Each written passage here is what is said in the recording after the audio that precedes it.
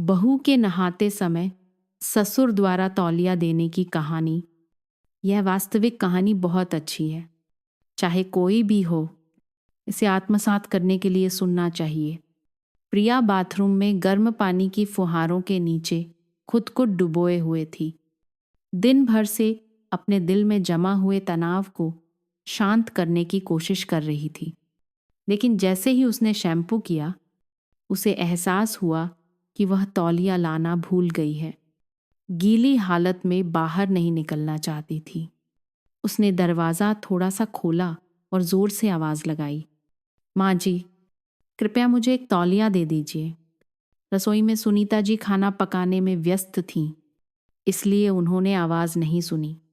ठीक उसी समय रमेश जी गलियारे से गुजर रहे थे और उन्होंने आवाज़ सुनी, यह सोचकर कि प्रिया को मदद की ज़रूरत है। वह हाथ में तौलिया लेकर कमरे में चले गए। प्रिया, यह रहा तुम्हारा तौलिया, उन्होंने दरवाज़ा खटखटाते हुए कहा। रमेश जी की आवाज़ पहचानकर प्रिया सन्न रह गई। पापा जी, आप दरवाजे के बाहर ही रख दीजिए, मैं ले लूँगी, उसने जल्दी से जवाब दिया। लेकिन रमेश जी ने सोचा कि उसने दरवाज़ा खोल दिया है और दरवाज़ा धकेल कर अंदर आ गए। 2 जोड़ी आंखें एक पल के लिए मिली। प्रिया घबराकर पर्दा खींचकर छिप गई। उसके गाल शर्म से लाल हो गए। पापा जी, आप तुरंत बाहर जाइए। रमेश जी भी तुरंत मुड़े और बाहर चले गए। उनका चेहरा भी लाल हो गया था। पापा, माफ़ करना, मुझे नहीं पता था कि तुम, मुझे माफ़ कर दो।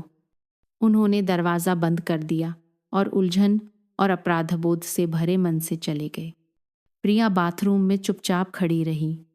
उसका दिल जोर जोर से धड़क रहा था। उसे शर्म महसूस हो रही थी। उसे नहीं पता था कि इस घटना के बाद रमेश जी का सामना कैसे करेगी। ऐसा लगा कि कहानी यहीं खत्म हो जाएगी।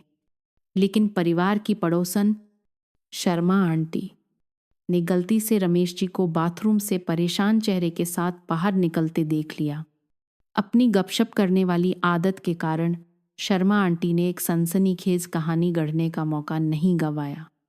मैंने अभी रमेश जी को बाथरूम से बाहर निकलते देखा, जबकि उनकी बहू अंदर ही थी। ज़रूर कुछ गड़बड़ है, उन्होंने एक और पड़ोसन से फुसफुसाया। अफवाहें गांव में तेजी से फैल गईं। कुछ ही दिनों में यह बात सुनीता जी के कानों तक पहुंच गई।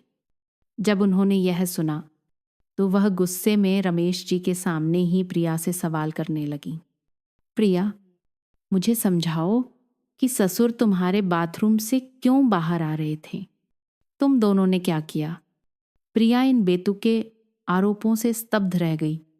उसने शांत रहने की कोशिश करते हुए जवाब दिया, माँ जी, यह सिर्फ एक गलतफहमी है। मैं तौलिया लाना भूल गई थी और पापा जी मेरी मदद करने के लिए लाए थे। बस इतनी सी बात है। लेकिन सुनीता जी ने विश्वास नहीं किया। तुम मुझे बेवकूफ़ समझती हो। ऐसी बात सिर्फ एक हादसा कैसे हो सकती है? इस समय रमेश जी ने बोलना शुरू किया। उनकी आवाज़ दृढ़ थी। सुनीता, तुम क्या सोच रही हो? क्या तुम्हें मुझ पर विश्वास नहीं है? यह पूरी तरह से मेरी गलती थी क्योंकि मैंने स्थिति को नहीं समझा। लेकिन सारा दोष प्रिया पर मत डालो। रमेश जी के शब्दों ने सुनीता जी का शक और बढ़ा दिया। आपने भी मुझे सवाल करने पर मजबूर कर दिया है। आप हमेशा उसकी सामान्य से ज़्यादा परवाह करते हैं।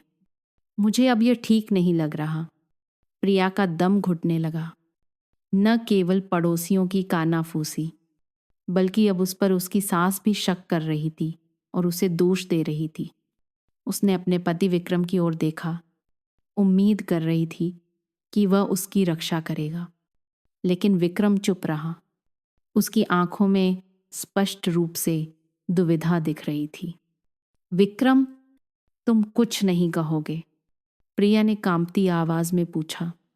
विक्रम ने एक गहरी सांस ली और अंत में बोला, प्रिया, मुझे लगता है कि तुम्हें ज्यादा सावधान रहना चाहिए।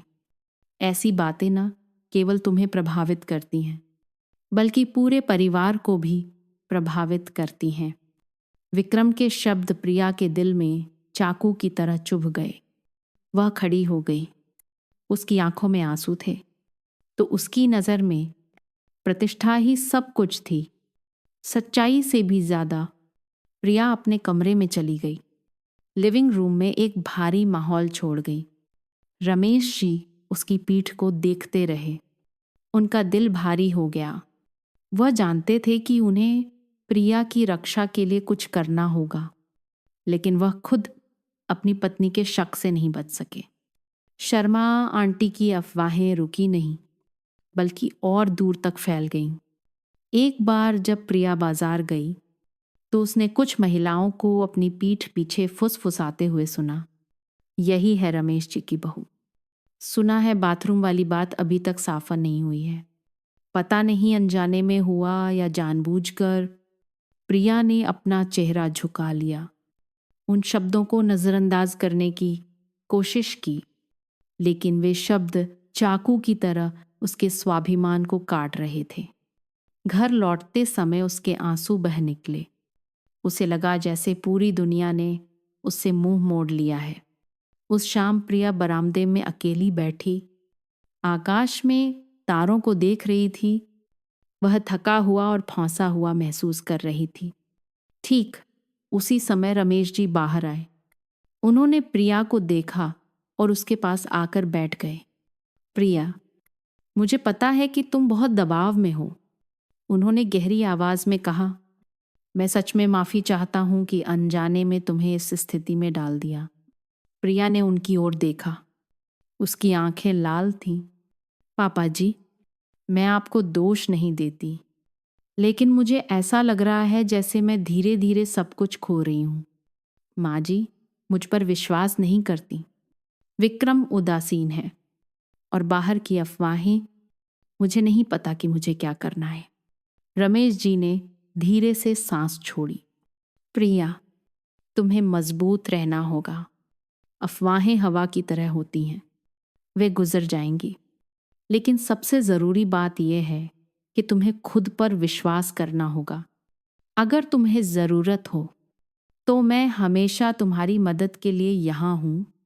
प्रिया को थोड़ा हल्का महसूस हुआ, लेकिन वह जानती थी कि मुश्किलें अभी भी बहुत आगे हैं। एक हफ्ता बीत गया। अफवाहें फैलती रहीं। हालांकि प्रिया ने उन्हें नज़रअंदाज करने की कोशिश की, लेकिन दबाव बढ़ता जा रहा था।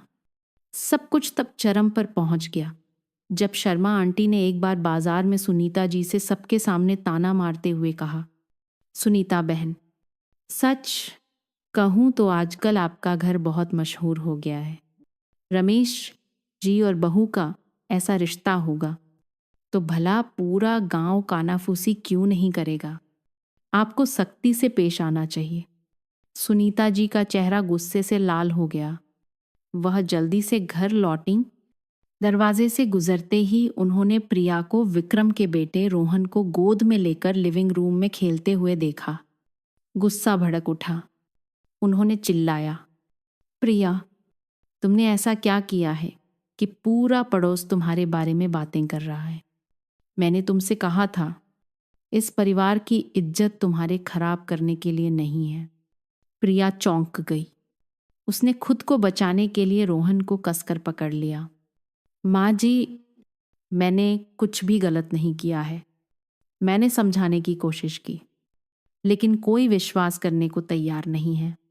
सुनीता जी के कड़वे शब्द प्रिया के दिल में गहरे चाकू की तरह चुभ गए। वह वहां सिर झुकाए चुपचाप खड़ी रही। उसके गालों पर आंसू लुढ़क रहे थे।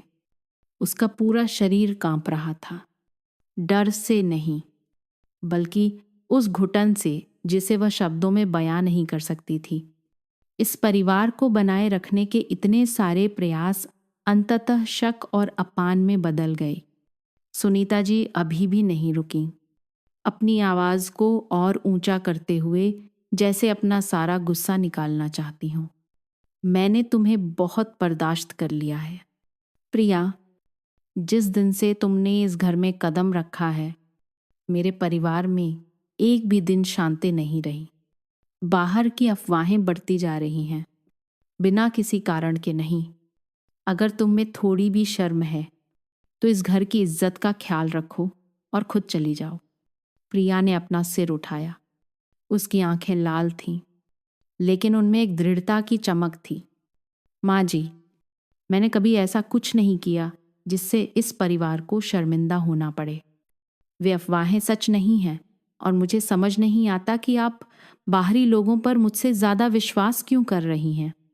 मैं हर मुश्किल सह सकती हूँ, लेकिन कृपया मेरे सम्मान का अपमान न करें। सुनीता जी ने अपनी आंखें फाड़ लीं। जो उन्होंने सुना उस पर विश्वास नहीं कर पा रही थी। ये पहली बार था जब प्रिया ने विरोध करने की हिम्मत की थी। तुम मुझसे जबान लड़ाने की हिम्मत कर रही हो। प्रिया ने अपना सिर हिलाया। उसकी आवाज़ अभी भी शांत थी, लेकिन दर्द से भरी थी। मैं आपसे जबान नहीं लड़ा रही हूँ माँ जी। मैं बस चाहती हूँ कि आप समझें कि मैंने बहुत कुछ सहा है।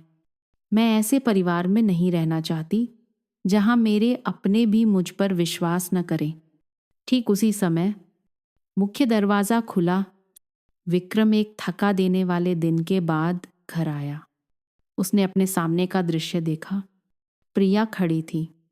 उसकी आंखों में आंसू थे, जबकि सुनीता जी गुस्से से लाल थीं।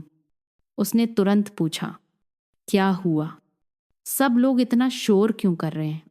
सुनीता जी विक्रम की ओर मुड़ी, जैसे उन्हें कोई सहयोगी मिल गया हो। विक्रम, मैं तुम्हें बताती हूँ, तुम्हारी पत्नी ने इस परिवार का नाम खराब कर दिया है। पूरा गांव उसके और तुम्हारे पापा के बारे में बातें कर रहा है। मैंने उसे सब कुछ साफ साफ समझाने के लिए कहा, लेकिन उसने मुझसे जबान लड़ाने की हिम्मत की। विक्रम ने अपनी भौहें सिकोड़ी। उसकी नज़र प्रिया की ओर गई। प्रिया, ये क्या मामला है? प्रिया ने अपने पति की ओर देखा, जैसे आशा की एक किरण जगी हो, लेकिन उसकी आवाज़ कांप रही थी।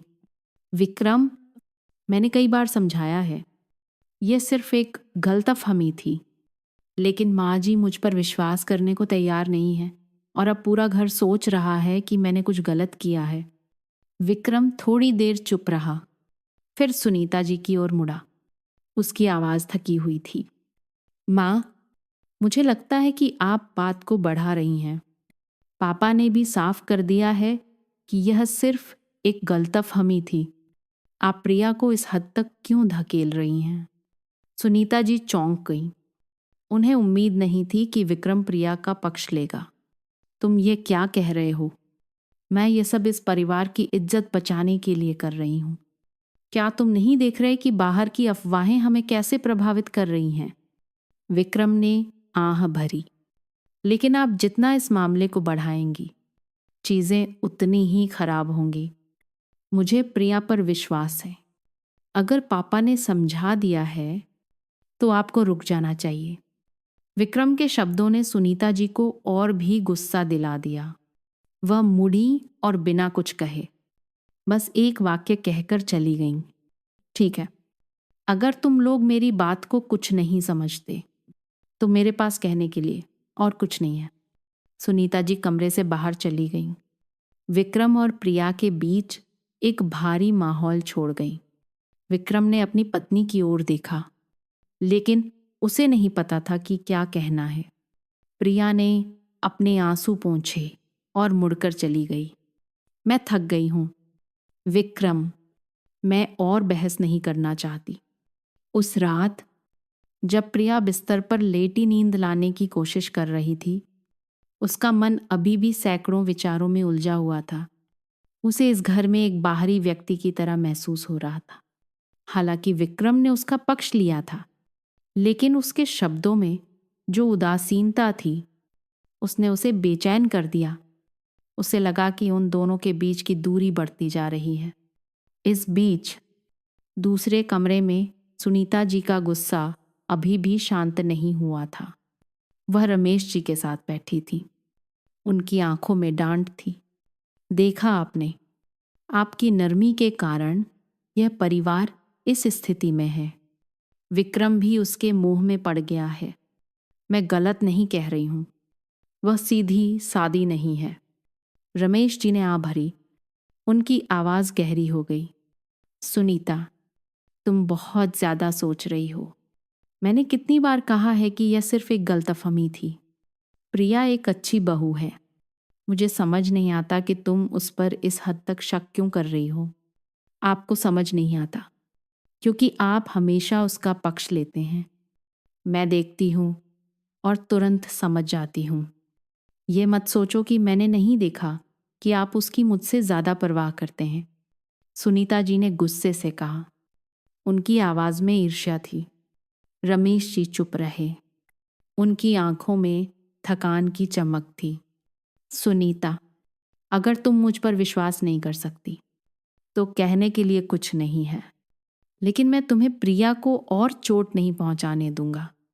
प्रिया बिस्तर पर लेटी छत को घूर रही थी। उसका मन उलझा हुआ था। सुनीता जी के कड़वे शब्द उसके दिमाग में गूंज रहे थे। हालांकि विक्रम ने उसका बचाव किया था, लेकिन उसकी उदासीनता और दृढ़ता की कमी ने उसे इस लड़ाई में अकेला महसूस कराया। उसके आंसू चुपचाप गिरे। आत्म दया के लिए नहीं, बल्कि शक और पूर्वाग्रह का सामना करने की थकान के कारण।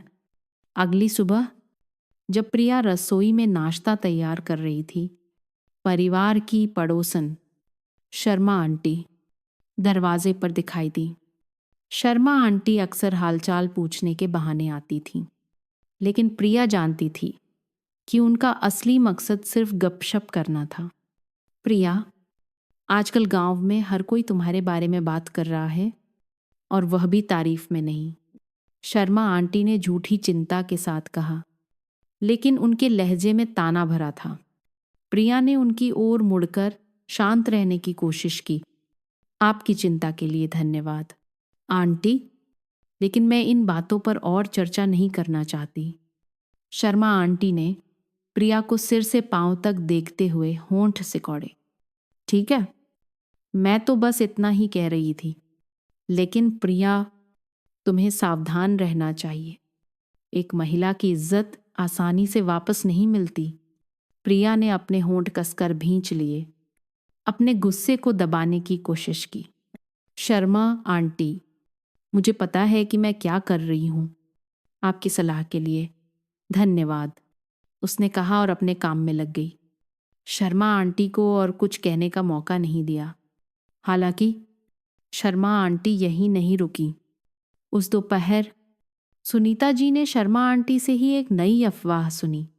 सुनीता बहन, सच कहूं तो वह लड़की सीधी सादी नहीं है। मैंने लोगों को कहते सुना है कि यह प्रिया विक्रम से शादी करने से पहले किसी और आदमी के साथ भी घूमती थी। पता नहीं सच क्या है, लेकिन रमेश जी के साथ उसकी कहानी भी बेबुनियाद नहीं है। यह सुनकर सुनीता जी का चेहरा काला पड़ गया। हालांकि उनका दिल शक से भरा था, लेकिन वह भी नहीं चाहती थी कि ये बात और फैले। उस रात उन्होंने चुपके से विक्रम को कमरे में बुलाया। विक्रम, मैं यह बात प्रिया के सामने नहीं कहना चाहती, लेकिन तुम्हें मेरी बात सुननी होगी। प्रिया हमारे परिवार के लिए उपयुक्त नहीं है। तुम्हें इस रिश्ते पर फिर से विचार करना होगा, इससे पहले कि बहुत देर हो जाए। विक्रम ने अपनी भौहें सिकोड़ी, शांत रहने की कोशिश की। माँ, मुझे लगता है कि आपने प्रिया के बारे में गलत समझा है। वह वैसी इंसान नहीं है जैसी आप सोचती हैं। तुम ये इसलिए कह रहे हो क्योंकि तुम उससे प्यार करते हो, लेकिन क्या तुम जानते हो कि इस परिवार की इज्जत पर कितना असर पड़ा है? क्या तुम यकीन से कह सकते हो कि बाहर की सारी अफवाहें गलत हैं? सुनीता जी ने गुस्से से कहा। विक्रम ने तुरंत जवाब नहीं दिया। हालांकि उसे प्रिया पर विश्वास था, लेकिन अपनी मां के शब्दों और सामाजिक दबाव ने उसे विचलित कर दिया। वह कमरे से बाहर चला गया, सुनीता जी को असंतोष में छोड़ गया। एक दोपहर जब प्रिया बगीचे में सब्जियां तोड़ रही थी, शर्मा आंटी फिर से प्रकट हुई। इस बार एक अजनबी महिला के साथ। वह महिला रेखा थी, शर्मा आंटी की दूर की रिश्तेदार, और वह रमेश जी की कंपनी में भी काम करती थी। रेखा ने प्रिया को बड़ी उत्सुकता से देखा और फिर अचानक एक सवाल किया। तुम रमेश जी की बहू हो, है ना? मैंने पहले उन्हें तुम्हारे जैसी ही एक महिला के साथ बहुत करीब देखा था। क्या तुम उनके अतीत के बारे में कुछ जानती हो? प्रिया स्तब्ध रह गई। उसे नहीं पता था कि क्या जवाब दे। मुझे नहीं पता कि आपका क्या मतलब है, उसने शांत रहने की कोशिश करते हुए जवाब दिया। रेखा ने मुस्कुराते हुए कहा, कुछ नहीं, बस मुझे यह दिलचस्प लगा। तुम उस महिला की तरह दिखती हो जिसकी रमेश जी बहुत परवाह करते थे। लेकिन शायद यह एक संयोग है। रेखा की बातों ने प्रिया को सोचने पर मजबूर कर दिया। उसे लगा कि इस परिवार में कुछ बहुत महत्वपूर्ण छिपाया जा रहा है, लेकिन वह यह भी जानती थी कि अगर उसने जानने की कोशिश की तो चीजें और भी जटिल हो सकती हैं। एक देर रात, जब सब सो गए थे, प्रिया चुपचाप रमेश जी के स्टडी रूम में गई। उसने दराजों में खोजा और अंत में एक बड़ा लिफाफा मिला। उसमें रमेश जी और एक जवान महिला की पुरानी तस्वीरें थीं जो बिल्कुल प्रिया की तरह दिखती थी। प्रिया कुर्सी पर गिर पड़ी। उसका मन उलझन में था। ठीक उसी समय रमेश जी अंदर आए। प्रिया को तस्वीरें पकड़े देखकर वह थोड़ी देर चुप रहे, फिर आह भरी, प्रिया, तुम्हें यह सब नहीं देखना चाहिए था। प्रिया मुड़ी। उसकी आवाज गैर-गाँव थी। पापा जी, तस्वीर में यह कौन है? मैं इस महिला की तरह क्यों दिखती हूँ? रमेश जी पास आए। उनकी आंखों में चिंता थी। वह मेरे पहले प्यार थी, जिसे मैंने कई साल पहले खो दिया था। तुम उसकी तरह इतनी दिखती हो कि जब भी मैं तुम्हें देखता हूँ, मैं अतीत के बारे में सोचे बिना नहीं रह सकता। प्रिया को लगा जैसे उसके पैरों के नीचे की जमीन खिसक रही है। उसे नहीं पता था कि क्या कहना है। वह बस चुपचाप बैठी रही। पापा जी, आपने किसी को इस बारे में क्यों नहीं बताया? क्योंकि इसका अब कोई मतलब नहीं है। मैंने भूलने की कोशिश की, लेकिन तुम्हारे आने से सारी यादें ताज़ा हो गईं। लेकिन प्रिया, चिंता मत करो, मैं उन भावनाओं को परिवार पर असर नहीं करने दूंगा। बस मुझे तुम्हें बचाने की जिम्मेदारी महसूस होती है। प्रिया ने उन्हें देखा। आंसू बह रहे थे। उसे नहीं पता था कि उसे आभारी होना चाहिए या डरना चाहिए। उसके दिमाग में कई सवाल उठे, लेकिन उसने आगे पूछने की हिम्मत नहीं की। प्रिया रमेश जी के साथ बातचीत के बाद अपने कमरे में लौट आई। उसका मन अभी भी उलझा हुआ था। उनके शब्दों ने उसकी भावनाओं में तूफान ला दिया था। प्रिया बिस्तर पर लेटी छत को घूर रही थी।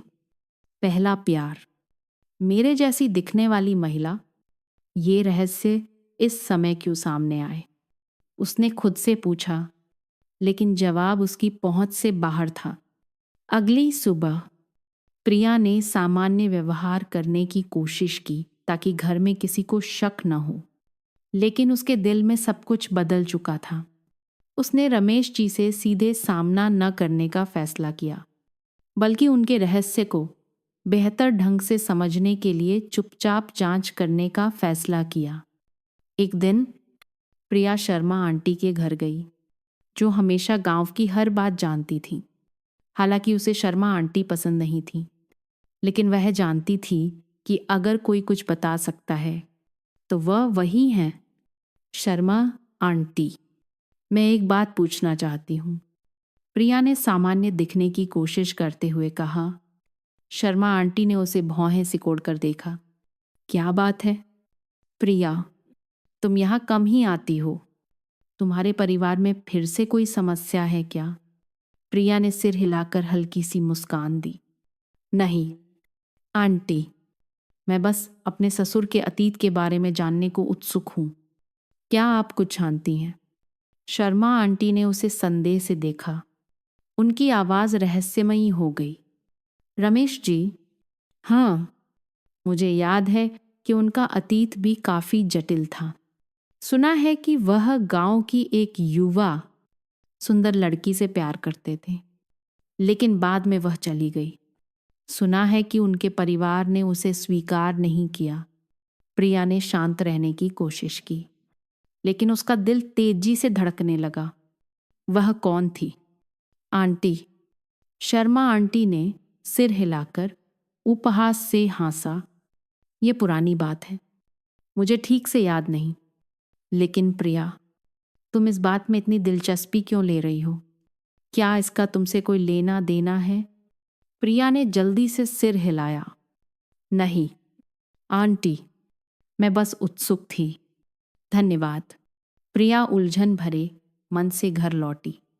अगर शर्मा आंटी सही कह रही हैं तो रमेश जी का अतीत वर्तमान में हो रही कई घटनाओं का कारण हो सकता है। लेकिन प्रिया अभी भी समझ नहीं पा रही थी कि रमेश जी ने यह सच्चाई पहले क्यों नहीं बताई। उस शाम जब पूरा परिवार रात का खाना खा रहा था, सुनीता जी ने अचानक प्रिया की ओर चाकू जैसी तीखी नजरों से देखते हुए कहा, प्रिया, आजकल तुम बहुत ज्यादा घूमने फिरने लगी हो। क्या तुम फिर से कुछ संदिग्ध करने की योजना बना रही हो? प्रिया चौंक गई। उसने शांत रहने की कोशिश की। माँ जी, मैं बस बाजार गई थी और शर्मा आंटी से मिलने। कुछ भी संदिग्ध नहीं है। सुनीता जी ने उपहास से हंसा। शर्मा आंटी से मिलने? तुम उनसे मिलने गई थी या इस घर की बातों में और मसाला जोड़ने के तरीके खोजने? मैं तुम्हें बता दूं, इस परिवार के खिलाफ कोई बुरी मंशा मत रखना। विक्रम, जो बगल में बैठा था, ने अपनी भौहें सिकोड़ी। माँ, बस करो, ये बात बार बार हो रही है। प्रिया ने कुछ भी गलत नहीं किया है। सुनीता जी विक्रम की ओर मुड़ीं। उनकी आवाज तेज हो गई। विक्रम, तुम अभी भी उसका पक्ष ले रहे हो। क्या तुम जानते हो कि पूरा गांव हमारे परिवार के बारे में क्या कह रहा है? अगर तुम अपनी पत्नी को संभाल नहीं सकते तो मैं तुम्हारे लिए यह करूंगी। प्रिया और बर्दाश्त नहीं कर सकी। उसने अपनी चॉपस्टिक्स नीचे रखी। उसकी आवाज साफ थी लेकिन कांप रही थी। माँ जी, मैंने बहुत कुछ सहा है। मैंने कुछ भी गलत नहीं किया है, और अगर आप मेरा इस तरह अपमान करना जारी रखेंगी तो मैं यह घर छोड़ दूंगी। खाने की मेज पर सन्नाटा छा गया। सुनीता जी ने अपनी आंखें फाड़ लीं। जो उन्होंने अभी सुना था उस पर विश्वास नहीं कर पा रही थी। तुमने क्या कहा? तुम मुझे धमकी देने की हिम्मत कर रही हो? प्रिया खड़ी हो गई। उसकी आंखें लाल थीं। मैं किसी को धमकी नहीं दे रही हूं, लेकिन अगर यह जीवन सिर्फ अपमान और संदेह से भरा है तो मैं इसे जारी नहीं रखना चाहती। खाने के बाद विक्रम प्रिया को खोजने के लिए कमरे में आया।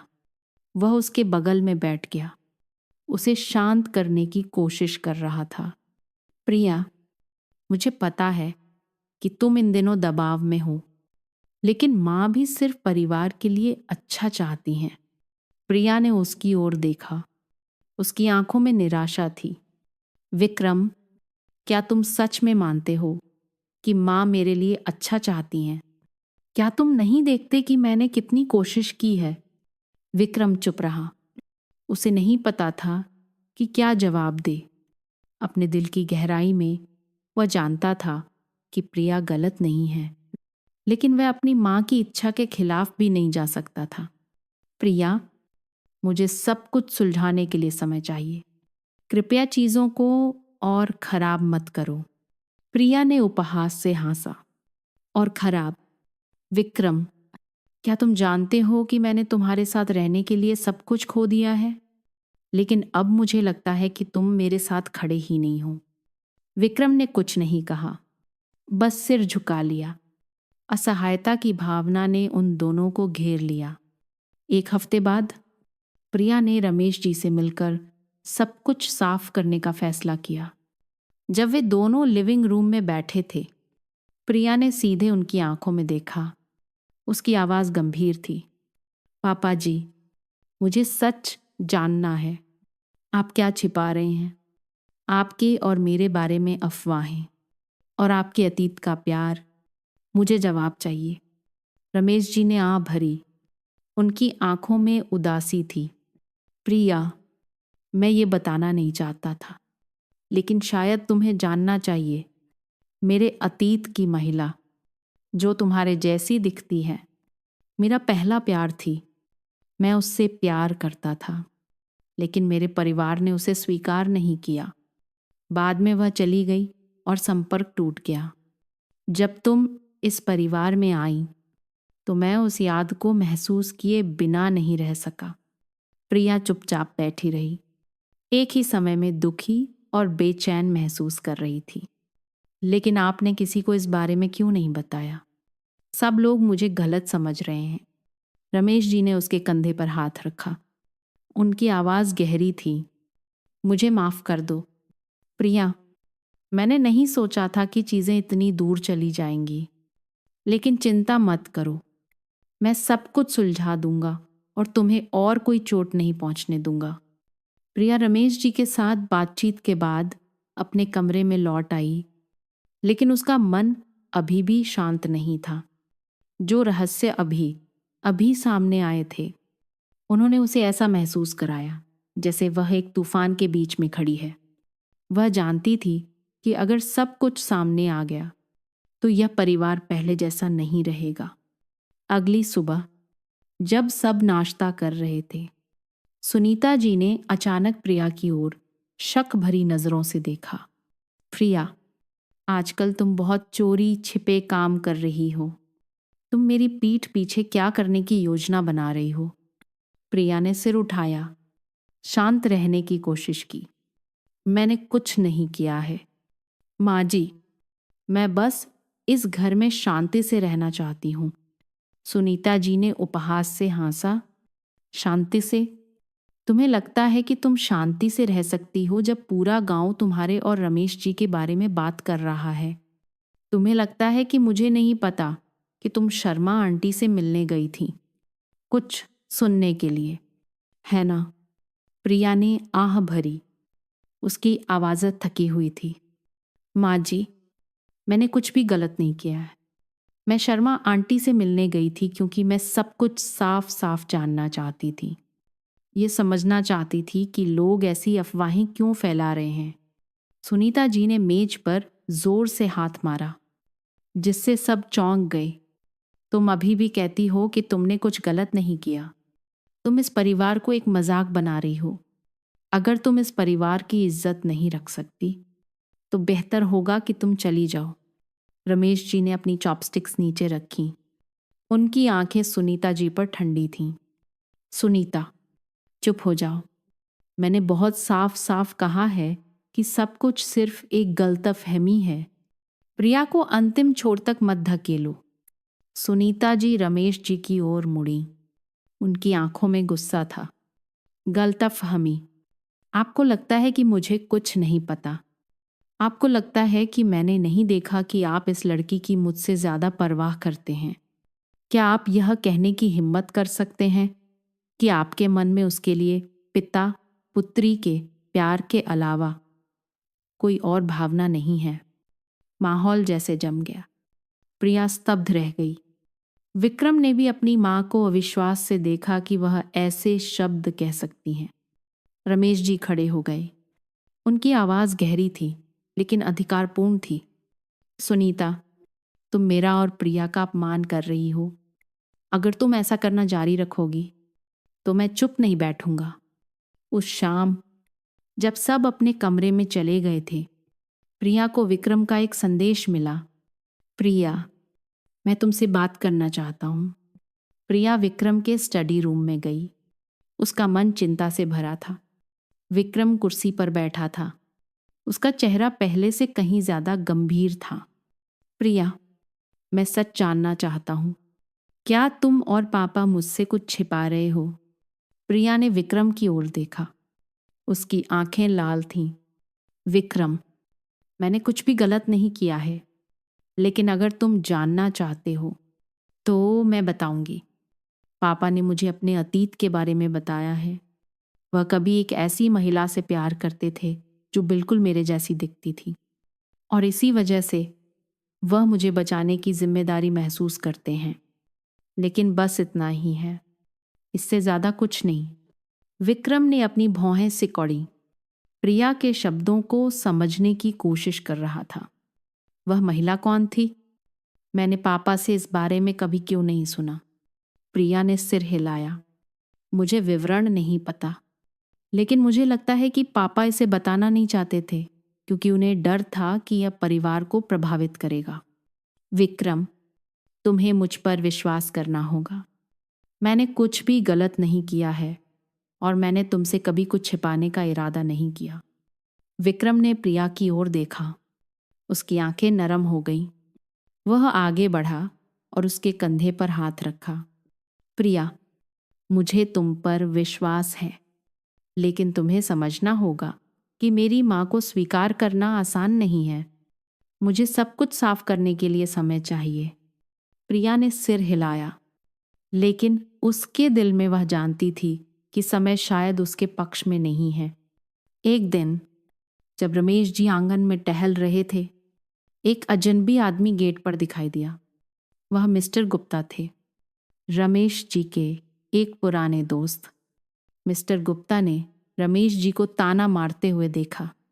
रमेश, बहुत समय हो गया। मैंने सुना है कि तुम्हारे परिवार में कुछ उथल पुथल चल रही है। रमेश जी ने भौहें सिकोड़ी। गुप्ता, तुम यहाँ क्या करने आए हो? मिस्टर गुप्ता अंदर आए। उनकी आवाज़ रहस्यमयी थी। मैं तुम्हें अतीत की याद दिलाने आया हूँ। क्या तुम्हें वह महिला याद है जिससे तुम कभी प्यार करते थे? उसने तुम्हें छोड़ने से पहले क्या कहा था? क्या तुम्हें याद है? रमेश जी स्तब्ध रह गए। उनका चेहरा पीला पड़ गया। गुप्ता, तुम क्या चाहते हो? अतीत बीत चुका है, उसे फिर से मत उठाओ। मिस्टर गुप्ता ने उपहास से हंसा। रमेश, मुझे लगता है कि तुम्हें अपने परिवार को सब कुछ बता देना चाहिए, नहीं तो मुझे डर है कि मुझे ये तुम्हारे लिए करना पड़ेगा। प्रिया चुपचाप अपने कमरे में लौट आई। रमेश जी और मिस्टर गुप्ता के बीच की बातचीत सुनने के बाद उसका मन बेचैन था। एक भारी चट्टान की तरह बेचैनी की भावना ने उसे घेर लिया। वह महिला कौन थी? मिस्टर गुप्ता मेरे ससुर से ऐसे रहस्यमयी शब्दों में क्यों बात कर रहे थे? वह पूरी रात सो नहीं सकी। अनुत्तरित प्रश्न उसके दिमाग में घूमते रहे। अगली सुबह प्रिया ने सामान्य दिखने की कोशिश की, लेकिन सुनीता जी ने उसकी बेचैनी को नोटिस कर लिया। उन्होंने प्रिया को डांटा जब वह सोच में डूबी हुई उबलते हुए बर्तन का ढक्कन लगाना भूल गई। प्रिया, तुम क्या कर रही हो? तुम्हारा दिमाग कहाँ है कि सूप का बर्तन उबल कर बाहर आ रहा है? प्रिया चौंक गई और जल्दी से उसे ठीक किया, लेकिन कुछ नहीं कहा। उसकी चुप्पी ने सुनीता जी को और भी नाराज कर दिया।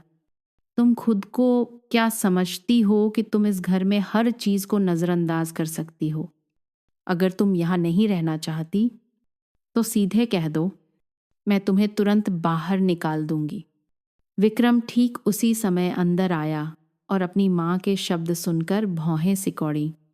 माँ, तुम हमेशा प्रिया से इतने कठोर शब्द क्यों बोलती हो? उसने क्या गलत किया है? सुनीता जी अपने बेटे की ओर मुड़ी। उनकी आवाज तेज हो गई। तुम मुझसे पूछ रहे हो, मैं तुमसे पूछना चाहती हूँ। तुम्हारी पत्नी हर समय चोरी छिपे रहस्यमयी रहती है। क्या तुम्हें उसमें कुछ अजीब नहीं लगता? विक्रम ने आह भरी। शांत रहने की कोशिश की। माँ, ये बात बार बार हो रही है। प्रिया ने कुछ भी गलत नहीं किया है। आपको उसे थोड़ा अकेला छोड़ देना चाहिए। लेकिन सुनीता जी नहीं रुकी। गलत नहीं किया तो वह रमेश जी से क्यों मिलती रहती है और अब मुझसे बच रही है? तुम उसका बचाव करते रहो, लेकिन जब चीजें तुम्हारी सोच के अनुसार ना हो तो मुझे दोष मत देना। प्रिया चुपचाप खड़ी उन शब्दों को सुन रही थी और महसूस कर रही थी जैसे कोई उसका गला घोंट रहा है। वह और शक और आलोचना सहन नहीं कर सकती थी। माँ जी, मुझे माफ कर दीजिए। अगर आपको लगता है कि मैं कुछ गलत कर रही हूं तो मैं यहां से जाने के लिए तैयार हूं। प्रिया के शब्दों ने विक्रम को स्तब्ध कर दिया। प्रिया, तुम ये क्या कह रही हो? प्रिया विक्रम की ओर मुड़ी। उसकी आंखों में आंसू थे। विक्रम, मैंने बहुत कोशिश की है, लेकिन मैं शक और अपमान में और नहीं जी सकती। मैं तुम्हारे परिवार में दरार का कारण नहीं बनना चाहती। विक्रम कुछ कहना चाहता था, लेकिन रमेश जी अचानक लिविंग रूम से बाहर आए। प्रिया, तुम्हें कहीं जाने की जरूरत नहीं है। मैं इस मामले को और आगे नहीं बढ़ने दूंगा।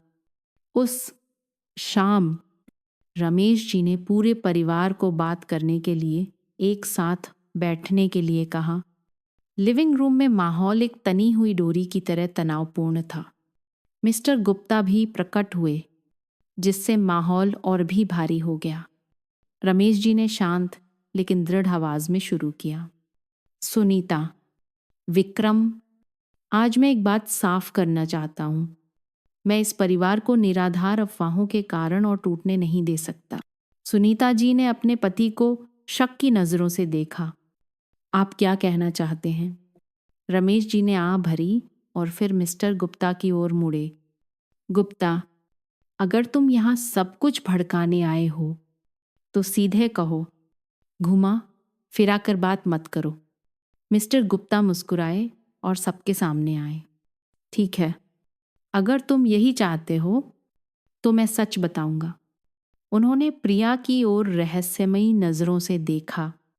प्रिया, क्या तुम जानती हो, जिस महिला से रमेश जी कभी प्यार करते थे वह तुम्हारी सगी माँ थी। पूरा कमरा जैसे जम गया। प्रिया ने अपनी आंखें फाड़ लीं। महसूस किया जैसे उसके पैरों के नीचे जमीन खिसक रही है। आपने क्या कहा? मेरी माँ। मिस्टर गुप्ता ने सिर हिलाया। उनकी आवाज धीमी लेकिन दृढ़ हो गई। हाँ, तुम्हारी माँ पहले रमेश जी की प्रेमिका थी, लेकिन क्योंकि उनके परिवार ने विरोध किया वह चली गई। किसी को नहीं पता था कि तुम उनके बेटे से शादी करोगी और इस परिवार में आओगी। प्रिया कुर्सी पर गिर पड़ी। सदमे ने उसे अवाक कर दिया। रमेश जी पास आए, उसके कंधे पर हाथ रखा। प्रिया, मुझे माफ कर दो कि मैंने तुमसे यह छिपाया। मैं नहीं चाहता था कि तुम इस अतीत के कारण दबाव में रहो, लेकिन मैं कसम खाता हूं कि तुम्हारे लिए मेरी सारी भावनाएं सिर्फ जिम्मेदारी और सुरक्षा की हैं और कुछ नहीं। सुनीता जी खड़ी हो गईं। उनका चेहरा पीला पड़ गया। क्या यह सच है? वह उस महिला की बेटी है। रमेश जी ने सिर हिलाया। उनकी आंखों में थकान थी। हाँ, और मैं इस मामले को हमारे परिवार को और प्रभावित नहीं करने दूंगा। विक्रम वहां चुपचाप बैठा रहा। उसने प्रिया की ओर देखा, लेकिन नहीं जानता था कि क्या कहना है। अंत में उसने सिर्फ इतना कहा, प्रिया, मुझे माफ कर दो कि मैंने तुम पर विश्वास नहीं किया, लेकिन अब सब कुछ पहले से कहीं ज्यादा उलझा हुआ है। प्रिया ने अपने आंसू पोंछे, शांत होने की कोशिश की। विक्रम, मुझे इस अतीत के बारे में कुछ नहीं पता था, लेकिन मैं जानती हूं कि अगर हम एक साथ इसका सामना नहीं कर सकते तो यह परिवार हमेशा के लिए टूट जाएगा। सच्चाई सामने आने के बाद कमरे में माहौल जैसे जम गया था। प्रिया कुर्सी पर बेसुध बैठी थी। उसकी आंखें लाल थीं। वह अपने अंदर उमड़ रही भावनाओं के बवंडर को दबाने की कोशिश कर रही थी। विक्रम सिर झुकाए बैठा था। उसके हाथ कसकर बौंधे थे, जैसे वह कुछ ऐसा पकड़ना चाहता हो जिसे वह नियंत्रित नहीं कर सकता। सुनीता जी तो पूरी तरह से आपा खो बैठी थीं। उनकी नजरें लगातार रमेश जी और प्रिया के बीच घूम रही थीं। आपने इतने सालों तक मुझसे ये कैसे छिपाया? सुनीता जी गुस्से से चिल्लाईं। क्या आपको लगता है कि मैं ये स्वीकार कर सकती हूं कि वह महिला अभी भी हमारे परिवार को परेशान कर रही है? रमेश जी ने आह भरी, लेकिन उनकी आंखें दृढ़ थीं। सुनीता, मैंने ये इसलिए छिपाया क्योंकि मैं नहीं चाहता था कि ये किसी को प्रभावित करे। मैंने अतीत को दफनाने की कोशिश की, लेकिन मुझे नहीं पता था कि किस्मत प्रिया को हमारे परिवार में ले आएगी। प्रिया ने सिर उठाया। उसकी आंखों में दर्द था। पापा जी, मैं ही क्यों? मुझे उस अतीत के परिणामों को क्यों भुगतना पड़ रहा है? जिसके बारे में मैं कुछ नहीं जानती थी। रमेश जी आगे बढ़ना चाहते थे, लेकिन प्रिया ने अपना हाथ उठाया, जैसे वह दूरी बनाए रखना चाहती हो। पापा जी, मैं आपसे नफरत नहीं करती, लेकिन मुझे सब कुछ समझने के लिए समय चाहिए। प्रिया, मुझे माफ कर दो, विक्रम ने अचानक ngैन ngैव आवाज में कहा। मुझे नहीं पता था कि चीजें इतनी जटिल हैं, लेकिन मैं वादा करता हूं कि मैं तुम्हारे साथ खड़ा रहूंगा, चाहे कुछ भी हो जाए। प्रिया ने विक्रम की ओर देखा। आंसू बह निकले। विक्रम, मैं तुम्हें दोष नहीं देती, लेकिन मुझे डर है। मुझे डर है कि चीजें कभी पहले जैसी नहीं होंगी। सुनीता जी खुद को नियंत्रित नहीं कर सकी और प्रिया के सामने आकर सीधे उसकी ओर इशारा किया। तुम सही कह रही हो, चीजें कभी पहले जैसी नहीं होंगी। मैं एक ऐसी बहू को स्वीकार नहीं कर सकती जो उस औरत की परछाई हो जिसने मेरे परिवार का अतीत बर्बाद कर दिया था। प्रिया लिविंग रूम में स्तब्ध खड़ी रह गई। उसकी आंखें आश्चर्य से चौड़ी हो गईं। मिस्टर गुप्ता के शब्द उसके दिमाग में चाकू की तरह चुभ रहे थे। उसका पूरा शरीर कांप रहा था। उसकी सांसें गैर-गांव थीं। उसने खुद को शांत करने की कोशिश की, लेकिन खुद से पूछना बंद नहीं कर सकी, क्या जो उन्होंने कहा वह सच है? माँ इसलिए चली गई क्योंकि पापा ने उन्हें मजबूर किया। क्यों? मैं ही क्यों? रमेश जी ने सिर झुकाया। उनके हाथ कसकर बौंधे हुए थे। उनके चेहरे पर तनाव स्पष्ट था, जैसे वह सच का सामना करने या इनकार करने के बीच विचार कर रहे हों। लेकिन जब उन्होंने सिर उठाया और प्रिया की दर्द भरी आंखें देखीं, तो वह जानते थे कि वह और बच नहीं सकते। प्रिया, रमेश जी ने गहरी और भारी आवाज में कहा, जो गुप्ता ने कहा वह पूरी तरह से गलत नहीं है। प्रिया को लगा जैसे उसके पैरों के नीचे जमीन खिसक रही है। आप क्या कह रहे हैं? पूरी तरह से गलत नहीं का क्या मतलब है? साफ साफ बताइए। उसकी आवाज लगभग चिल्लाने जैसी थी, जिसमें गुस्सा, चोट और निराशा थी। रमेश जी ने आह भरी। उनके कंधे झुक गए। उस समय मैंने एक गलती की थी। मेरा परिवार एक प्रतिष्ठित परिवार था। मैं सबसे बड़ा बेटा था और मेरे ऊपर प्रतिष्ठा बनाए रखने की जिम्मेदारी थी। जब तुम्हारी माँ गर्भवती हुई तो मुझमें उसे बचाने की हिम्मत नहीं थी। परिवार ने विरोध किया, दबाव डाला और मैंने चुप रहना चुना। मैं तुम्हारी माँ के साथ खड़ा नहीं हुआ। मैंने उसे अकेले जाने दिया। प्रिया हौंसी, लेकिन यह खुशी की हौंसी नहीं थी, इसमें कड़वाहट थी। तो यह सच है, सब कुछ सच है। आपने मेरी माँ को सब कुछ छोड़ने पर मजबूर किया, है ना? और अब मैं उन्हीं गलतियों के जाल में फंस गई हूं। विक्रम, जो अब तक चुप बैठा था, अंत में बोला, पापा, आपने ये बात क्यों छिपाई? आपने कभी क्यों नहीं बताया? अगर प्रिया की माँ को जाना पड़ा तो आपको कम से कम उसकी भरपाई करने की कोशिश करनी चाहिए थी। आप चीजों को इस हद तक कैसे जाने दे सकते थे? रमेश जी ने अपने बेटे को गहन नाव आवाज में देखा। विक्रम, मुझे अपनी पूरी जिंदगी पछतावा रहा है, लेकिन उस समय मुझ में हिम्मत नहीं थी और मुझे नहीं पता था कि क्या करना है। जब तक मैं चीजों को ठीक करना चाहता था, तब तक बहुत देर हो चुकी थी। प्रिया को लगा जैसे उसका गला गैन रहा है। बहुत देर हो चुकी है। आप सही कह रहे हैं पापा जी, बहुत देर हो चुकी है। बहुत देर हो चुकी है कि मैं आपको एक भरोसेमंद व्यक्ति के रूप में देख सकूं। उसने रमेश जी की ओर देखा। उसकी आंखों में चोट थी। आप जानते हैं पापा जी, मैंने इस परिवार में अपनी भूमिका को अच्छी तरह से निभाने की पूरी कोशिश की है, लेकिन अंत में क्या हुआ?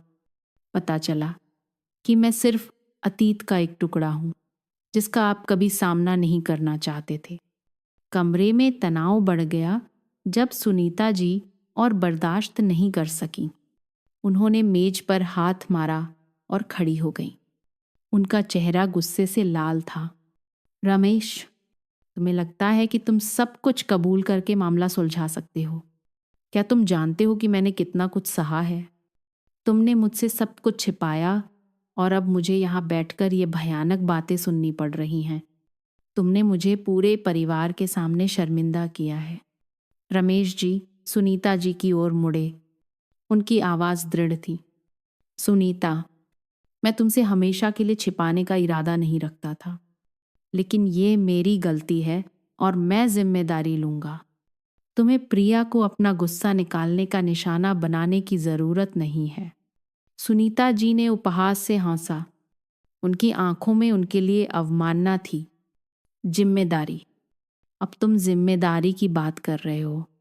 तुम जानते हो, मुझे तुम पर और इस लड़की पर लंबे समय से शक था।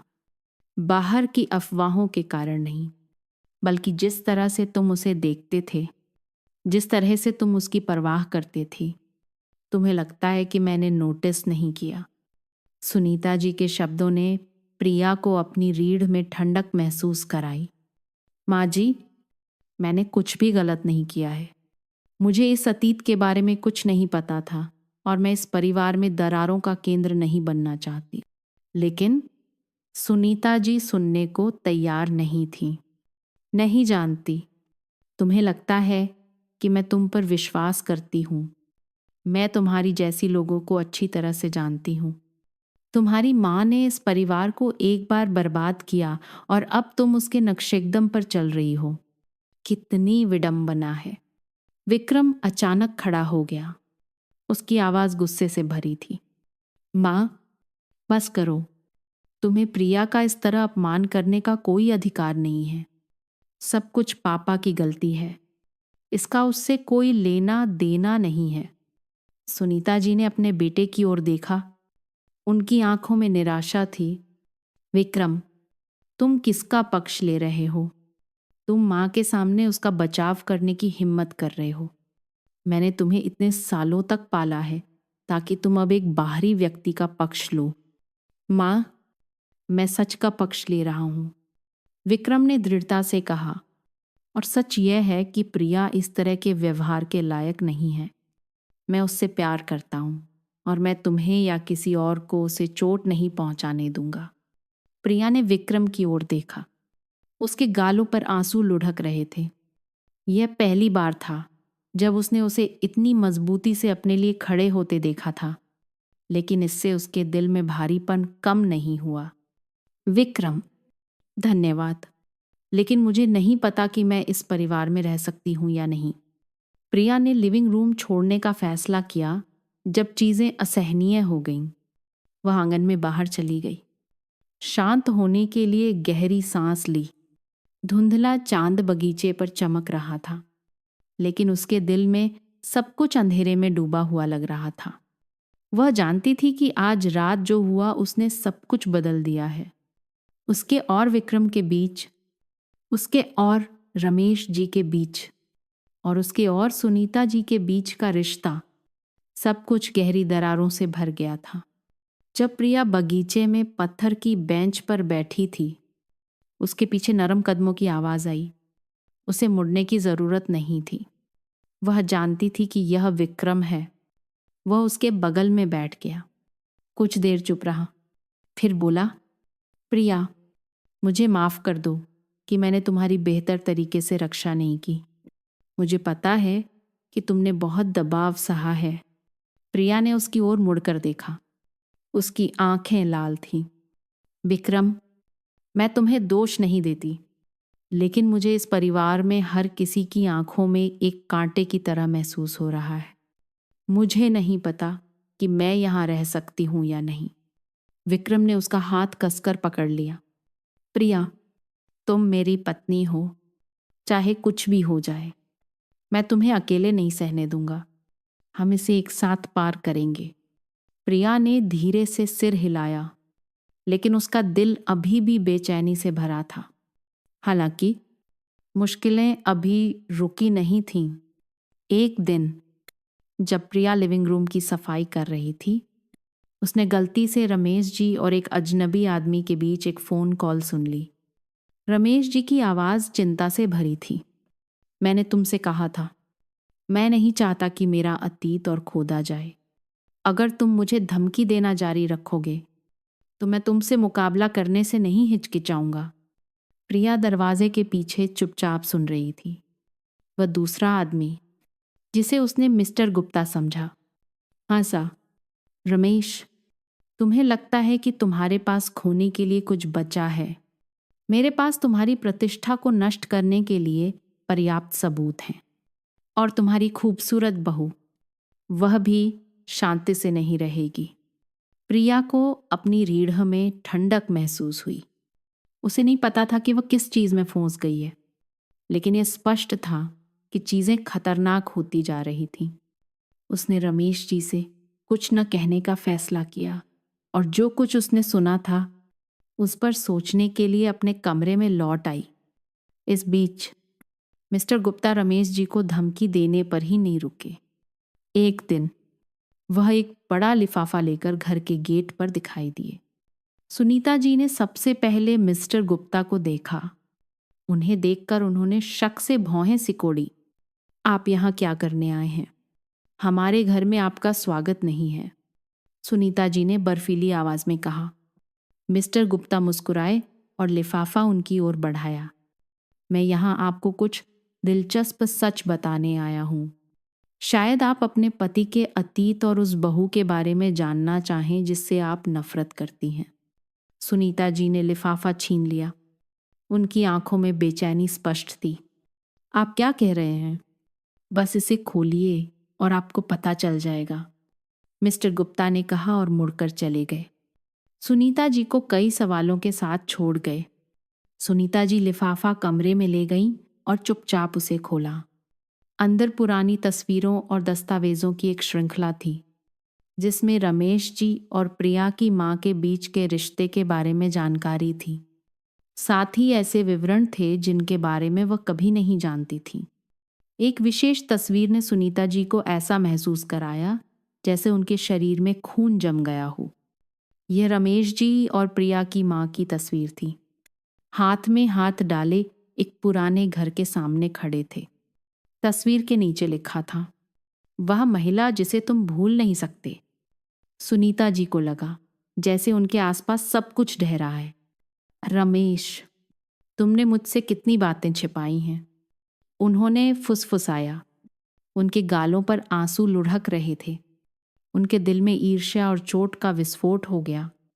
वह उठीं, दस्तावेजों का लिफाफा लेकर कमरे से बाहर चली गईं।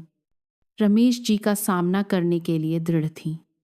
जब सुनीता जी ने पूरे परिवार के सामने रमेश जी का सामना किया तो सब कुछ एक बम की तरह फट गया। उन्होंने लिफाफा मेज पर फेंक दिया। चिल्लाईं, रमेश, समझाओ, ये क्या है? मुझे ये बातें किसी बाहरी व्यक्ति से क्यों पता चलनी चाहिए?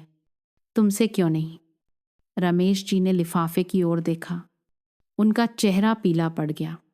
सुनीता, मैं तुमसे हमेशा के लिए छिपाने का इरादा नहीं रखता था, लेकिन ये अब महत्वपूर्ण नहीं है। ये अतीत है, महत्वपूर्ण नहीं है, सुनीता जी चिल्लाईं। उनकी आंखें लाल थीं। तुमने मुझे इतने सालों तक धोखे में रखा और अब तुम कहते हो कि ये महत्वपूर्ण नहीं है।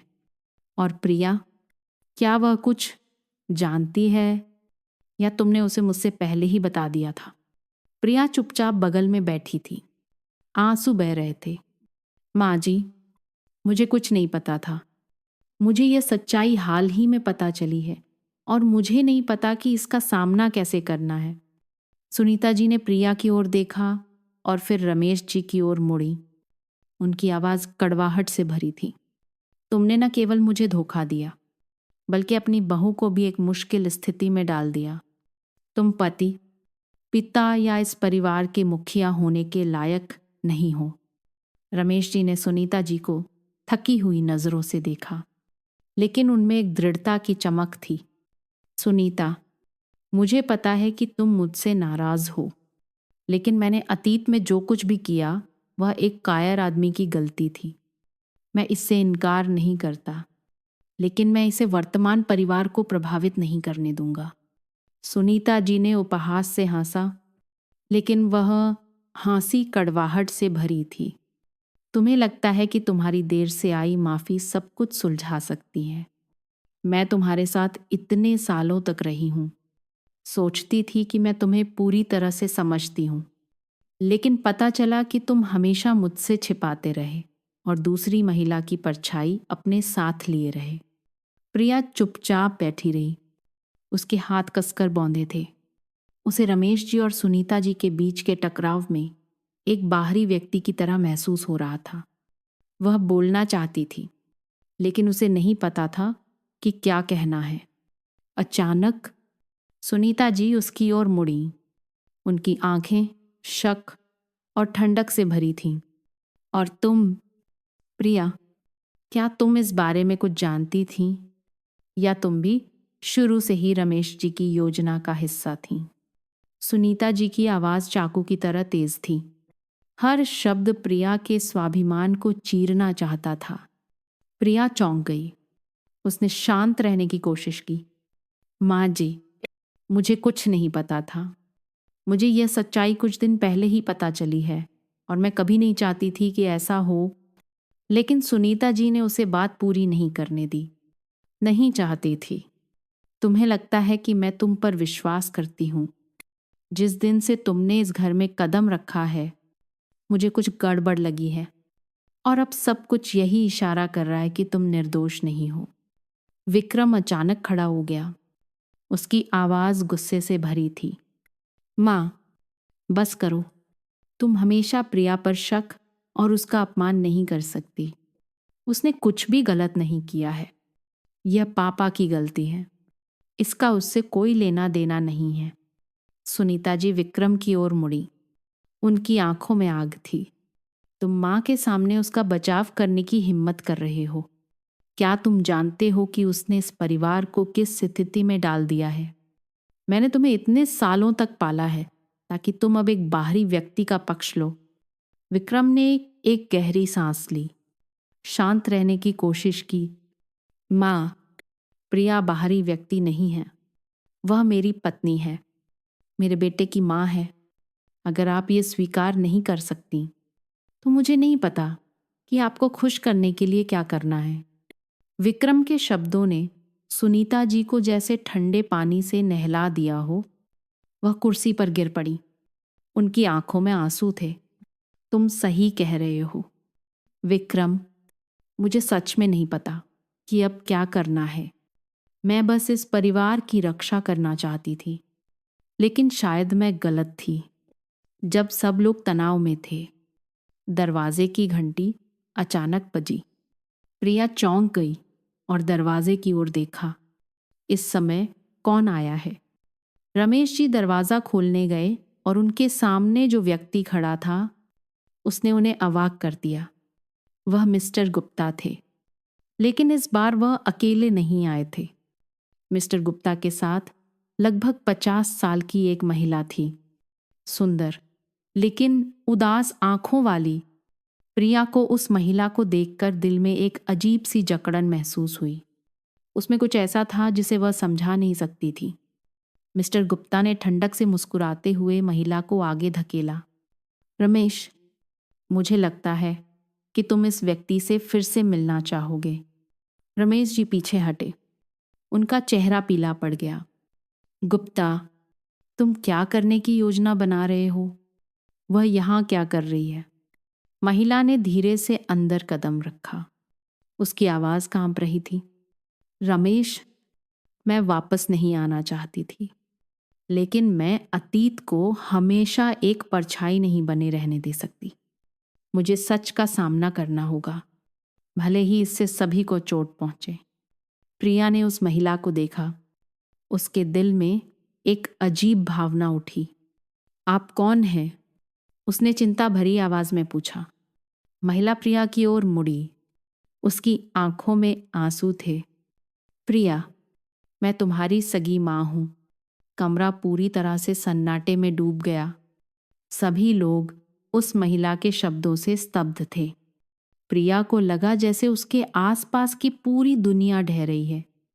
माँ, आप मेरी माँ हैं, उसने कांपती आवाज में दोहराया।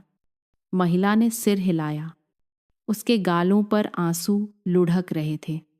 हाँ प्रिया, मैं वह हूं जिसने तुम्हें जन्म दिया, लेकिन मैंने तुम्हें छोड़ दिया क्योंकि मैं रमेश के परिवार के दबाव को सहन नहीं कर सकी। मुझे पता है कि मैंने गलत किया, लेकिन मेरे पास कोई और विकल्प नहीं था। प्रिया एक कदम पीछे हटी, जैसे वह सच से बचना चाहती हो। नहीं, यह नहीं हो सकता। पापा ने कहा था कि आप परिवार के विरोध के कारण चली गईं। अब आप क्यों प्रकट हुई हैं? रमेश जी आगे आए। उनकी आवाज़ कांप रही थी। प्रिया, यह सच है। मैंने तुमसे छिपाने की कोशिश की, लेकिन तुम्हारी माँ, वह इसलिए चली गई क्योंकि मैं उसकी रक्षा नहीं कर सका। मैं गलत था और मुझे अपनी पूरी जिंदगी पछतावा रहा है। प्रिया ने रमेश जी को देखा और फिर उस महिला की ओर मुड़ी। उसे लगा जैसे वह एक तूफान में खिंची जा रही है जिसका कोई निकास नहीं है। यह सब मेरे साथ क्यों हो रहा है? मैं बस एक सामान्य जीवन चाहती थी, लेकिन अब सब कुछ उल्टा हो गया है। महिला आगे बढ़ी, प्रिया का हाथ पकड़ना चाहती थी, लेकिन वह पीछे हट गई। नहीं, मैं आपको नहीं जानती और मुझे नहीं पता कि आपका सामना कैसे करना है। कृपया मुझे अकेला छोड़ दीजिए। प्रिया कुछ कदम पीछे हट गई, जैसे उसके सामने महिला का प्रकट होना एक दुःस्वप्न हो। उसके दिमाग में सब कुछ घूम रहा था। उसे नहीं पता था कि क्या सच है, क्या झूठ। महिला अभी भी वहीं खड़ी थी। उसकी आंखों में पछतावा और लालसा थी। उसने अपना हाथ प्रिया के कंधे पर रखने की कोशिश की, लेकिन फिर रुक गई, जैसे वह दोनों के बीच एक अदृश्य दीवार को छूने से डर रही हो। प्रिया, उसकी आवाज़ गैन-गाँव थी। मुझे पता है कि तुम बहुत नाराज़ हो, लेकिन मेरे पास कोई और रास्ता नहीं था। मुझे जाना पड़ा क्योंकि मुझ में रमेश के परिवार का सामना करने की ताकत नहीं थी। मैं तुम्हें कभी नहीं छोड़ना चाहती थी। प्रिया ने अपनी आंखें बंद कर लीं और अपनी आवाज़ में कंपन को नियंत्रित करने के लिए एक गहरी सांस ली। आप कहती हैं कि आप मेरी माँ हैं, लेकिन इतने सालों तक आप कहाँ थीं? क्या आप जानती हैं कि मैं कैसे बड़ी हुई हूँ? मैं माँ के बिना जीती रही। कोई मेरी रक्षा करने वाला नहीं था। कोई मुझे यह समझाने वाला नहीं था कि आप क्यों गायब हो गईं। और अब आप प्रकट होती हैं और चाहती हैं कि मैं सब कुछ स्वीकार कर लूं। महिला ने चुपचाप अपने आंसू पोंछे। मुझे पता है कि मुझे तुमसे माफ़ी मांगने का कोई अधिकार नहीं है, लेकिन मैं अपनी पूरी जिंदगी पछतावे के साथ जीती रही हूं। मैं हमेशा तुम्हें खोजना चाहती थी, लेकिन मुझे डर था। मुझे अपनी गलतियों का सामना करने से डर लगता था। डर था कि तुम मुझे कभी स्वीकार नहीं करोगी। जब प्रिया और वह महिला एक दूसरे का सामना कर रही थी, सुनीता जी कुर्सी पर गिर पड़ी। उनकी आंखों में गुस्सा था। मैं विश्वास नहीं कर सकती। रमेश, यह वह महिला है जिससे तुम कभी प्यार करते थे। उसने न केवल तुम्हारा अतीत बर्बाद किया, बल्कि अब वह इस परिवार को बर्बाद करने के लिए वापस आ गई है। रमेश जी चुपचाप खड़े रहे। उनके चेहरे पर थकान थी। सुनीता, तुम जो चाहो कहो, लेकिन इसका अब उससे कोई लेना देना नहीं है। यह मेरी गलती है। मैं उसकी और हमारी बेटी की रक्षा नहीं कर सका। अगर तुम किसी को दोष देना चाहती हो तो मुझे दो, तुम्हारी बेटी। सुनीता जी ने कड़वाहट से हौंसा। मैं तुम्हारे साथ इतने सालों तक रही हूं, इस परिवार को बनाए रखने के लिए सब कुछ कुर्बान कर दिया, और अब तुम मुझसे कहते हो कि प्रिया तुम्हारी और दूसरी औरत की बेटी है। तुम्हें लगता है कि मैं यह स्वीकार करूंगी? विक्रम खड़ा हो गया। उसकी आंखें लाल थीं। माँ, कृपया और मत कहो। मुझे पता है कि ये एक बड़ा सदमा है, लेकिन हमें शांत रहने की ज़रूरत है। मैं प्रिया को और कोई चोट नहीं पहुंचने दे सकता। सुनीता जी विक्रम की ओर मुड़ी। उनकी आंखों में निराशा थी। विक्रम, क्या तुम जानते हो कि तुम क्या कह रहे हो। तुम एक ऐसे व्यक्ति का बचाव कर रहे हो जिसकी जड़ें भी इस परिवार के लिए एक धोखा हैं। माँ, बस करो, विक्रम ने गुस्से से कहा। उसका गुस्सा जैसे फटने वाला था। प्रिया की कोई गलती नहीं है। उसने इस परिस्थिति में जन्म लेने का चुनाव नहीं किया। नहीं, अतीत की बातों में फंसने का, हमें उस पर सारी जिम्मेदारी डालने का कोई अधिकार नहीं है। प्रिया ने चुपचाप विक्रम की ओर देखा। उसके आंसू बह रहे थे। हालांकि उसका दिल बेचैनी से भरा था, लेकिन विक्रम की दृढ़ता ने उसे थोड़ी तसल्ली दी। ठीक उसी समय मिस्टर गुप्ता, जो शुरू से ही चुपचाप देख रहे थे, अचानक बोले, मुझे लगता है कि आप लोग एक महत्वपूर्ण बात को नज़रअंदाज कर रहे हैं। सभी की आंखें उनकी ओर मुड़ी। मिस्टर गुप्ता ने मुस्कुराते हुए दस्तावेजों का एक ढेर निकाला। रमेश, तुम्हें लगता है कि मैं यहाँ सिर्फ कुछ शब्द कहने आया हूँ? नहीं, मैं सबूत लेकर आया हूँ। यह वह कर्ज समझौता है जिस पर तुमने कई साल पहले मेरे साथ हस्ताक्षर किए थे। अगर तुम नहीं चाहते कि मैं इसे सार्वजनिक करूं, तो मुझे लगता है कि तुम्हें अपने परिवार की संपत्ति का एक हिस्सा सौंपने के लिए तैयार रहना चाहिए। रमेश जी स्तब्ध रह गए। उनकी आंखें काली पड़ गईं। गुप्ता, तुम मुझे धमकी दे रहे हो। धमकी नहीं, बल्कि एक अवसर, मिस्टर गुप्ता ने ठंडी आवाज में जवाब दिया। तुम जानते हो, मुझे पैसे नहीं चाहिए। मुझे जो चाहिए वह ये है कि तुम अपने अतीत में किए गए कामों की कीमत चुकाओ। अगर तुम नहीं चाहते कि तुम्हारे परिवार की इज्जत बर्बाद हो, तो मुझे लगता है कि तुम जानते हो कि क्या करना है। प्रिया ने मिस्टर गुप्ता को घूर कर देखा। गुस्सा उबल रहा था। आप अपने मकसद को पूरा करने के लिए इस परिवार का फायदा उठाने की कोशिश कर रहे हैं। आपको लगता है कि हम आपके सामने झुक जाएंगे। मिस्टर गुप्ता ने कंधे उचकाए और प्रिया को अवमानना से देखा। तुम्हें लगता है कि तुम मुझे रोकने के लिए क्या कर सकती हो? तुम इस परिवार के दर्दनाक अतीत का सिर्फ एक हिस्सा हो। विक्रम एक कदम आगे बढ़ा। उसकी आंखें मिस्टर गुप्ता को जैसे जला देना चाहती थीं। मिस्टर गुप्ता, मैं आपको चेतावनी देता हूं। अगर आप मेरे परिवार को चोट पहुंचाना जारी रखेंगे, तो मैं आपको रोकने के लिए हर संभव तरीके का इस्तेमाल करने से नहीं हिचकिचाऊंगा।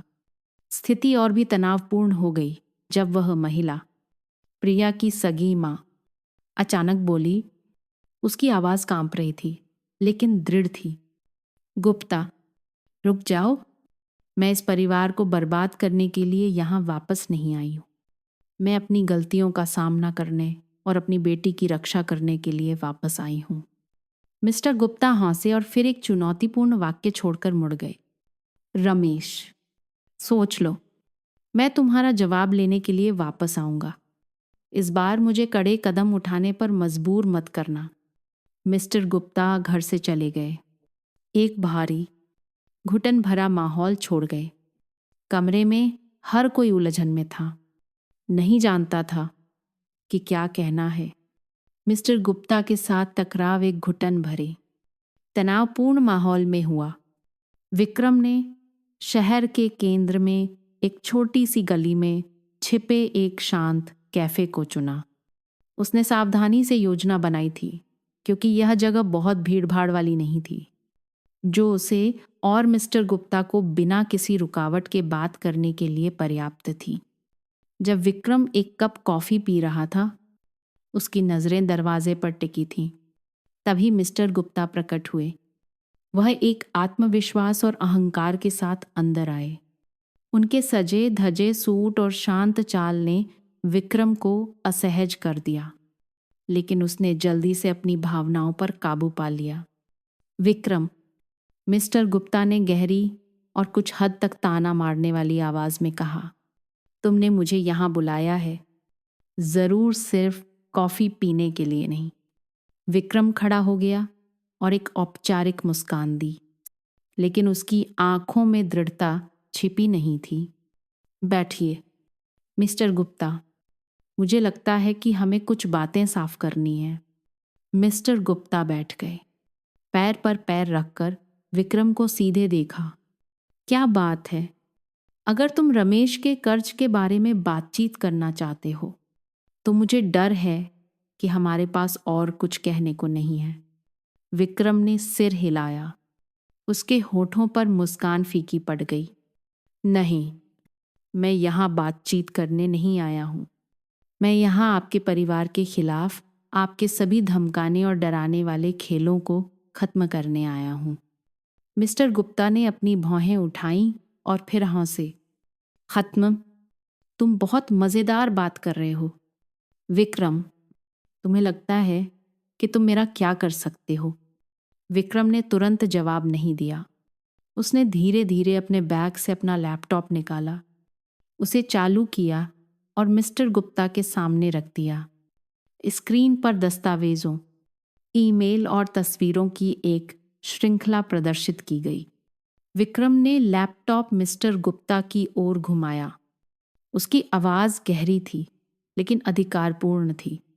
यह इस बात का सबूत है कि आपने मेरे पिता के ऋण समझौते का उपयोग अवैध लेन देन को छिपाने के लिए किया है। ये पैसे कई अलग अलग खातों में स्थानांतरित किए गए हैं और मैंने आपके कुछ संदिग्ध परियोजनाओं के साथ उनके संबंध का पता लगा लिया है। मिस्टर गुप्ता के होठों पर मुस्कान गायब हो गई। वह स्क्रीन के करीब झुके, प्रत्येक दस्तावेज, प्रत्येक लेनदेन को ध्यान से देखा। उनका चेहरा पीला पड़ गया, लेकिन उन्होंने अभी भी शांत रहने की कोशिश की। तुम्हें यह सब कहाँ से मिला? विक्रम ने कंधे उचकाए। आपको यह जानने की ज़रूरत नहीं है। आपको जो समझने की ज़रूरत है वह यह है कि मैंने ये दस्तावेज़ अपने वकील को भेज दिए हैं।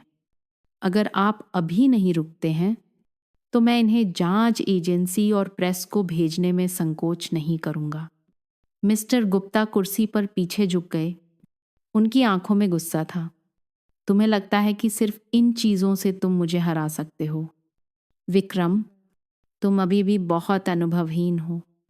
विक्रम आगे झुका। उसकी आंखें चाकू की तरह तेज थीं। मिस्टर गुप्ता, मुझे आपको हराने की ज़रूरत नहीं है। मुझे बस आपको रोकने की ज़रूरत है। आपने बहुत कुछ कर लिया है। मेरे परिवार को आपके द्वारा पैदा की गई और मुश्किलों की ज़रूरत नहीं है। मिस्टर गुप्ता ने विक्रम को घूरकर देखा। चुप्पी एक मानसिक लड़ाई की तरह खिंच गई। अंत में मिस्टर गुप्ता ने उपहास से हंसा, लेकिन उनकी हंसी में कड़वाहट थी। ठीक है विक्रम, मैं पीछे हट जाऊंगा, लेकिन तुम्हें याद रखना चाहिए, तुम्हारा परिवार उतना साफ नहीं है जितना तुम सोचते हो। कुछ चीज़ें एक बार सामने आने के बाद वापस नहीं ली जा सकती। विक्रम खड़ा हो गया। मिस्टर गुप्ता की आंखों में सीधे देखा। मुझे सच से डर नहीं लगता मिस्टर गुप्ता, लेकिन मैं आपको मेरे परिवार को और बर्बाद नहीं करने दूंगा। मिस्टर गुप्ता ने होंठ सिकोड़े और फिर खड़े हो गए। अपना सूट ठीक किया। तुम्हें लगता है कि तुम जीत गए? विक्रम, बस इंतज़ार करो और देखो, तुम्हें एहसास होगा कि कभी कभी सच झूठ से भी ज़्यादा क्रूर होता है। यह कहकर मिस्टर गुप्ता कैफे से चले गए। विक्रम को आधी अधूरी जीत और आधी अधूरी चिंता की भावना के साथ छोड़ गए। वह जानता था कि मिस्टर गुप्ता आसानी से हार नहीं मानेंगे, लेकिन कम से कम उसने अपने परिवार की रक्षा के लिए सब कुछ किया था। कुछ हफ्तों बाद मिस्टर गुप्ता को अवैध लेन देन की एक बड़ी जांच में गिरफ्तार कर लिया गया। विक्रम द्वारा प्रदान किए गए सबूतों का उपयोग न केवल परिवार की रक्षा के लिए किया गया, बल्कि पुलिस को मिस्टर गुप्ता के कई गलत कामों को उजागर करने में भी मदद मिली। समाचार बुलेटिनों पर मिस्टर गुप्ता की पुलिस कार से सिर झुकाकर बाहर निकलते हुए तस्वीर ने विक्रम और प्रिया को राहत की सांस दी। प्रिया ने विक्रम की ओर गहर नौ आवाज में देखा। विक्रम, तुमने यह कर दिखाया। तुमने हमारे परिवार की रक्षा की। विक्रम ने उसका हाथ कसकर पकड़ लिया। प्रिया, मैं वादा करता हूँ कि अब से कोई भी तुम्हें और हमारे बच्चे को चोट नहीं पहुंचाएगा। मिस्टर गुप्ता और उनके कार्यों के बारे में सच्चाई ने सुनीता जी को यह एहसास कराया कि उन्होंने प्रिया पर शक किया था और उसके साथ अन्याय किया था। एक शाम वह प्रिया के कमरे में गईं और उसके बगल में बैठ गईं। वह तनाव और दबाव के बाद बहुत बूढ़ी लग रही थी। प्रिया, उन्होंने पहले से कहीं ज्यादा नरम आवाज में कहा, मैं गलत थी। मैंने ईर्ष्या और पूर्वाग्रह को अपनी आंखों पर पर्दा डालने दिया। मुझे माफ कर दो। प्रिया ने सुनीता जी की ओर देखा। ऐसा लगा जैसे समय रुक गया हो। यह वह माफी थी जिसके बारे में उसने कभी नहीं सोचा था कि वह सुनेगी। माँ जी, मैं आपको दोष नहीं देती। मैं बस उम्मीद करती हूं कि अब से हमारा परिवार सद्भाव में रहेगा। सुनीता जी ने धीरे से सिर हिलाया, प्रिया का हाथ पकड़ लिया। तुम एक अच्छी इंसान हो प्रिया। मुझे उम्मीद है कि तुम मुझे माफ कर सकती हो। शर्मा आंटी, वह पड़ोसन जो हमेशा मसाला जोड़ना और विक्रम के परिवार के बारे में दुर्भावनापूर्ण अफवाहें फैलाना पसंद करती थी, को अंततः एक सबक मिला। एक दिन शर्मा आंटी को उनके ही पड़ोसियों ने नज़रअंदाज कर दिया जब उनकी झूठी निंदा और छोटे कार्यों के बारे में सच्चाई सामने आई। बाजार में जब शर्मा आंटी ने हमेशा की तरह दूसरों के मामलों में दखल देने की कोशिश की तो एक दुकानदार चिल्लाया, चुप हो जाओ। शर्मा आंटी, तुमने लोगों के परिवारों को काफी बर्बाद कर दिया है। अब से कोई भी तुम्हारी बातों पर विश्वास नहीं करेगा। शर्मा आंटी शर्मिंदा थीं, किसी की ओर देखने की हिम्मत नहीं कर रही थीं। उस दिन से वह और अधिक एकांत में रहने लगीं। दूसरों के मामलों में दखल देने की हिम्मत नहीं करती थीं। 1 साल बाद प्रिया और विक्रम ने अपने दूसरे बच्चे, एक प्यारी सी बेटी का स्वागत किया। उनका परिवार हंसी और खुशी से भर गया। अब कोई तनाव और गलतफहमी नहीं थी। रमेश जी ने भी इन सब के बाद अपने बच्चों और पोते पोतियों को खुशी से रहते देखकर शांति पाई। उन्होंने अपने पोते पोतियों की देखभाल में अधिक समय बिताना शुरू किया। अतीत की गलतियों की भरपाई करने की कोशिश की। सुनीता जी भी बदल गईं। एक दयालु और प्यार करने वाली दादी बन गईं। वह अक्सर अपनी नवजात पोती को गोद में लेती थी। उनकी आंखों में गर्व की चमक होती थी। प्रिया घर के आंगन में खड़ी बच्चों को रमेश जी और विक्रम के साथ खेलते हुए देख रही थी। वह धीरे से मुस्कुराई, राहत की भावना से भर गई। मुश्किलें बीत चुकी थीं और अंत में उसके परिवार को खुशी मिल गई थी। ये कहानी हमें याद दिलाती है कि जीवन चाहे कितनी भी चुनौतियों और गलतफहमियों से भरा हो, प्यार और धैर्य ही उन सब पर काबू पाने की कुंजी है। अतीत की गलतियां निशान छोड़ सकती हैं, लेकिन क्षमा और उदारता उन घावों को भरने में मदद करेगी।